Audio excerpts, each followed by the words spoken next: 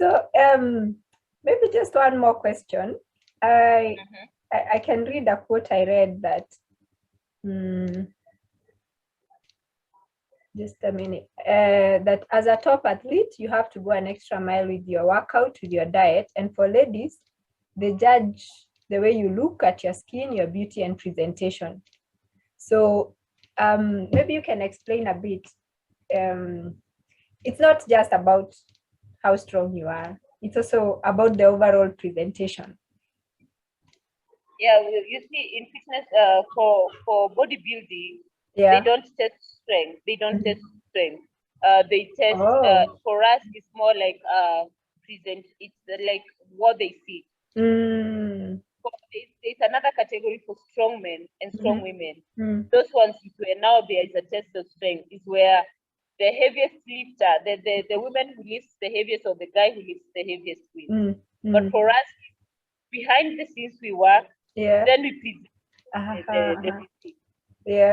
And the judging for women, they'll check muscle mass, body balance, symmetry. Like, have you worked on your legs with the same intensity you worked on your upper body?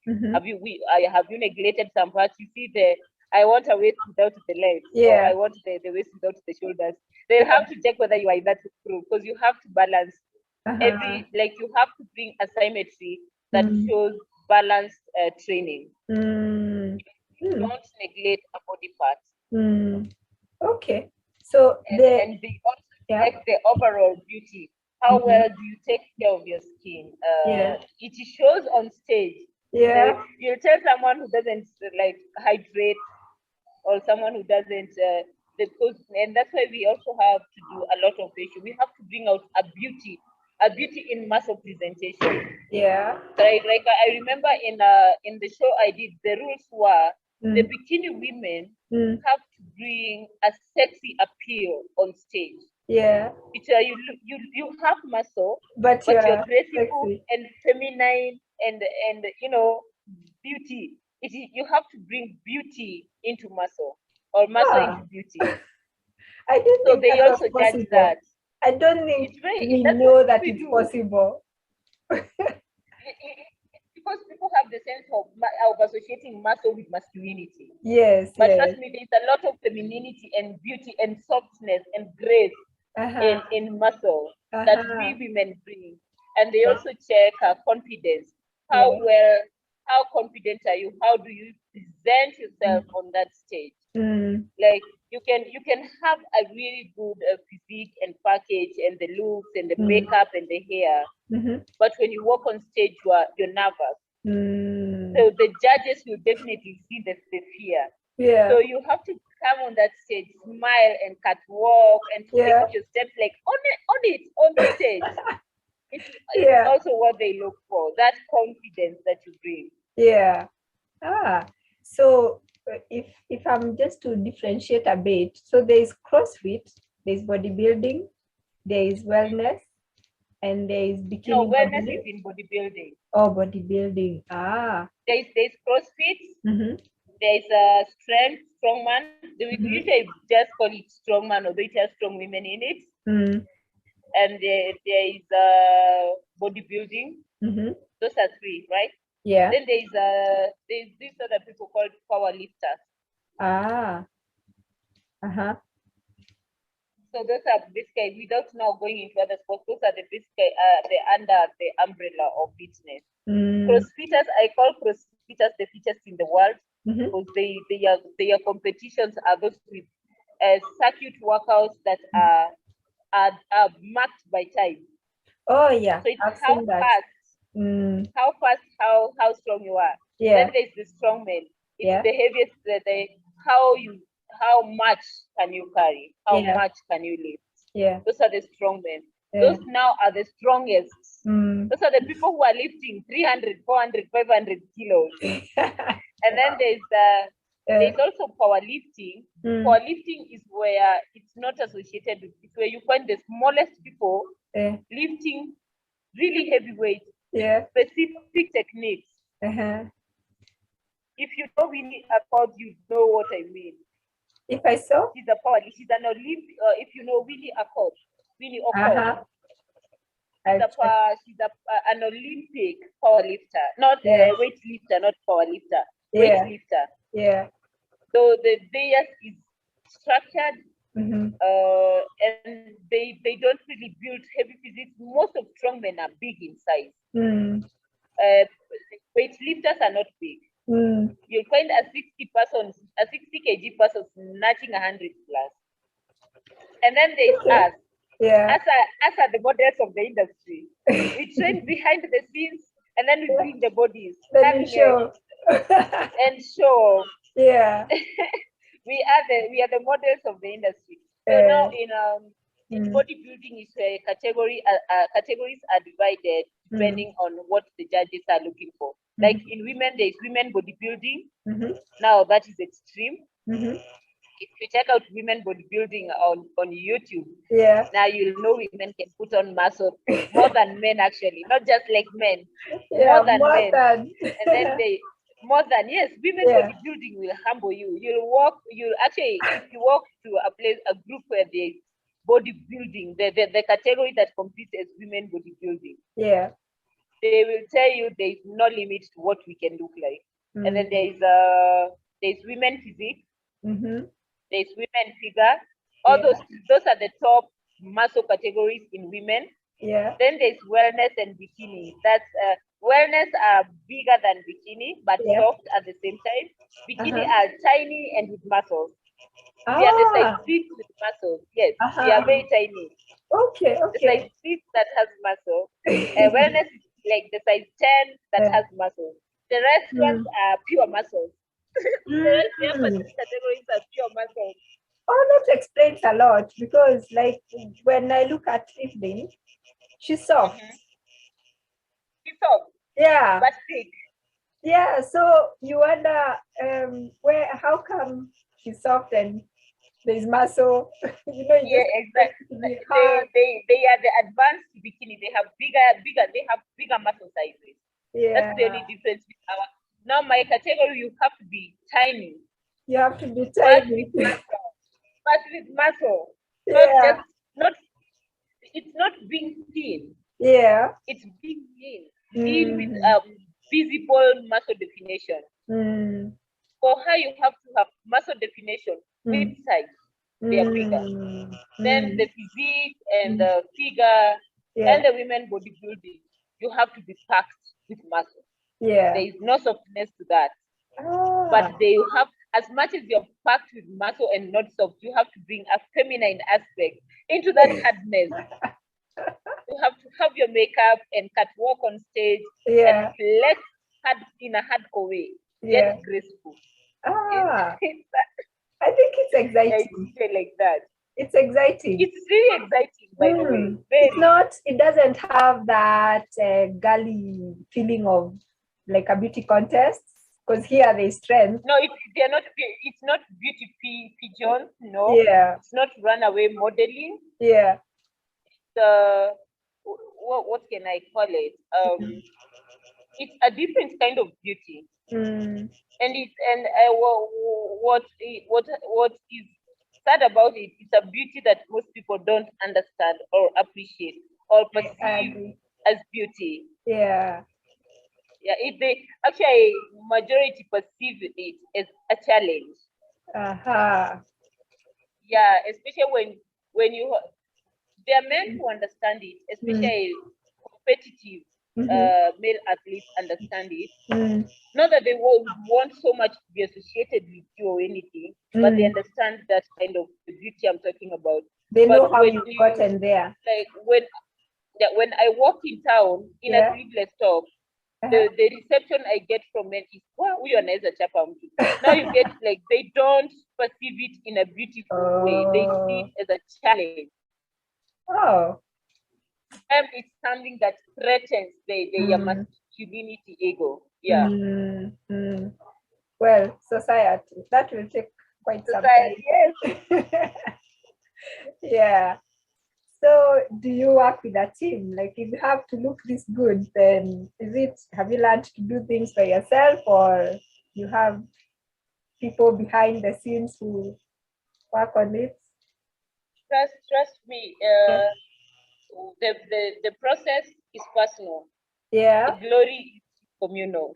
You'll find in the process, I have maybe one person who is like on my case. She's the one actually calling me right now. Like Evelyn is my boss, is my mentor, is my coach. Not like she coaches me on a one like in the gym. Yeah. But she guides me on. She'll just look at my physique and tell me, Lucy, work on this more than this, or work on or eat this and drop this. But behind the scenes, it's me, my headphones, and my workout, and knowing this is the program you decided to do today, and no matter what you're feeling right now, you have to push to the end. So the process issue is usually so personal. And then like right now we are 2 weeks to competition. She knows my energy is fluctuating to a point where I don't want to do anything. So she has to keep checking up on me and telling me, how are you feeling? Have you not? Did you take your all those kind of things? How is your water? How is your salt? How are you feeling? General feeling? How is your health? Just first those goes so that she can understand where to regulate the process from. Yeah. So in that's why I say the process is so personal. You'll find yourself, and if you don't have a coach, like if you're not as lucky as me, then it's a personal process. It's something you have to do totally on your own. Maybe rely on Google and what pro athletes post and learn from them. Sometimes I even find myself Googling some stuff because I can't be calling over and over again to ask details. I have to do my research.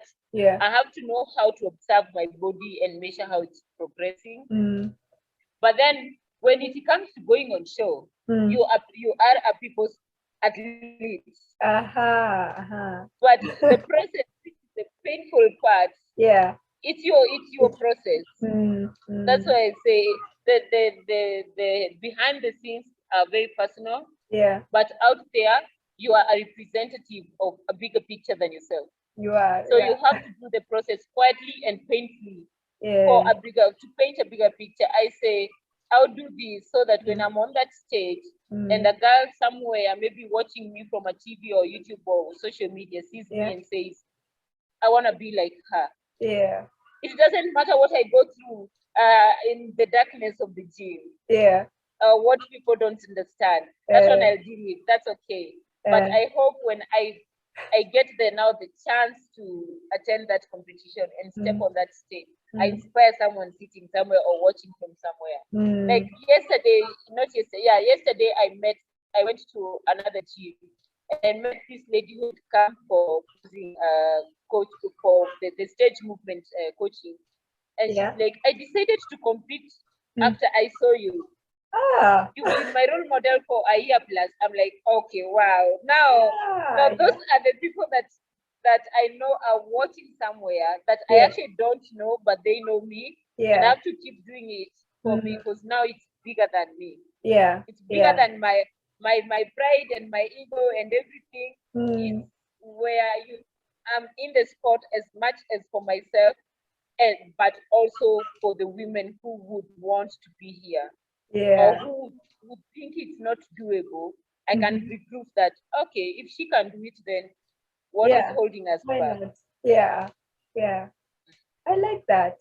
I guess at some point, even in creativity, sometimes you're creative, something creative you make becomes bigger than you.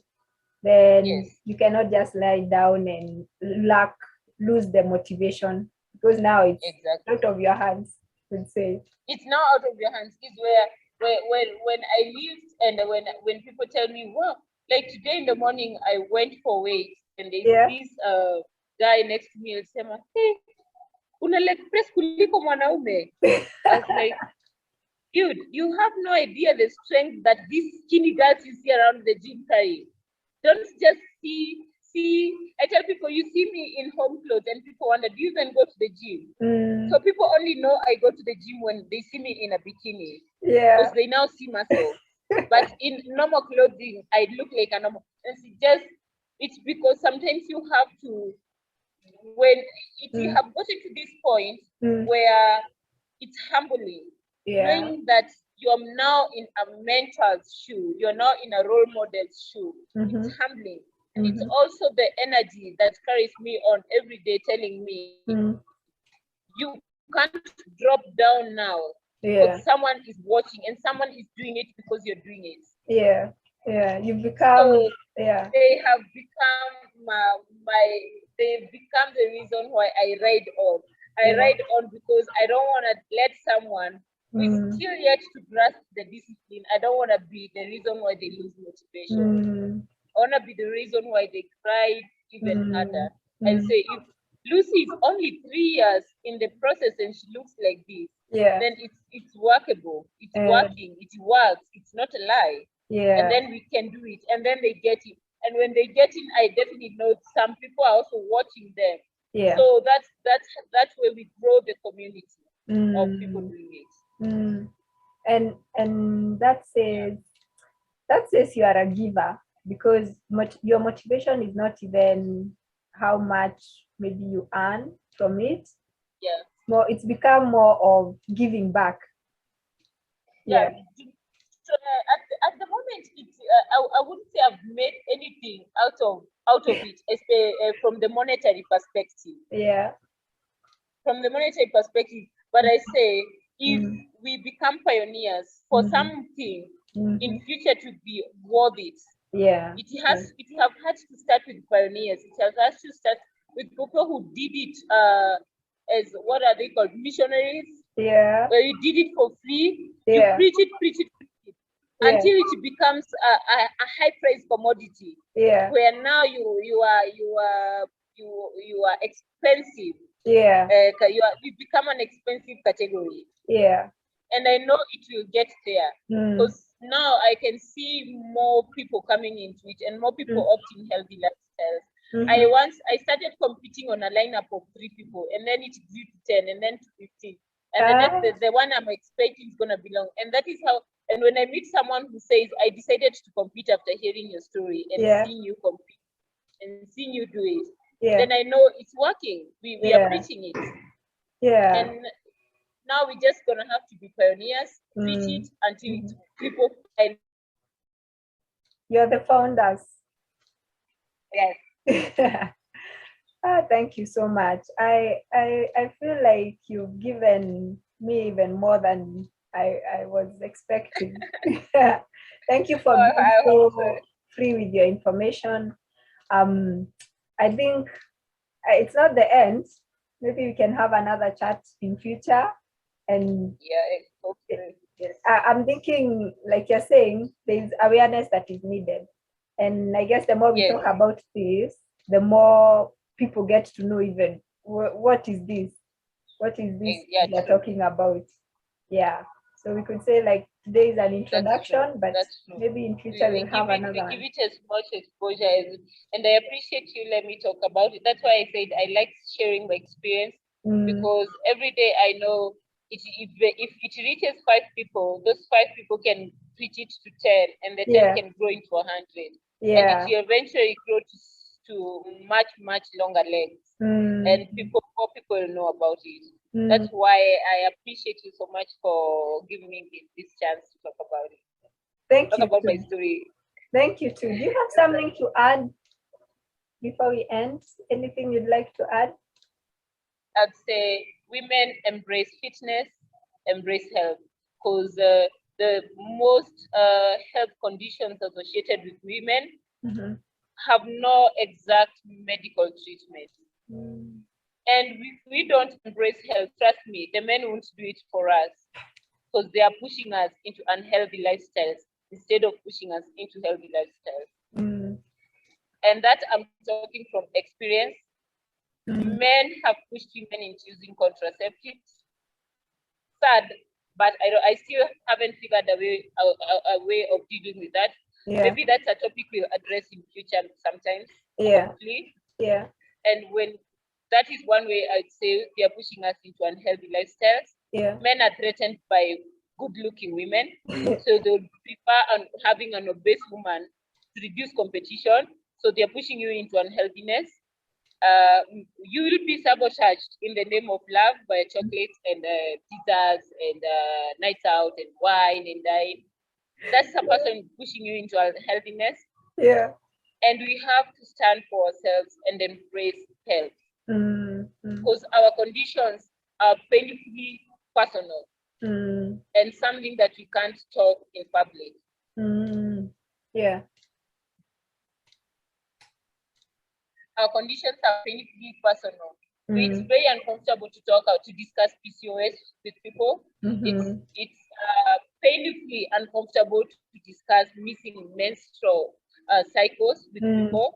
Yeah. It's painfully uncomfortable when you have to explain to people why you don't have a child because you've been dealing with this. Yeah. So it's us to embrace healthy lifestyles for us. Yeah. Because because we have very few very little male support. Yeah. When it comes to being healthy. But instead, I find like majority of them are pushing us into the unhealthy bit. So on ending comments, for women, I'm being very specific. For women, embrace healthy lifestyle unapologetically. Stand for ourselves unapologetically. That's what I would tell. And you little girl out there, if someone tells you they'll only date you if you take a 5 year or a 3 month contraceptive injection, drop that guy.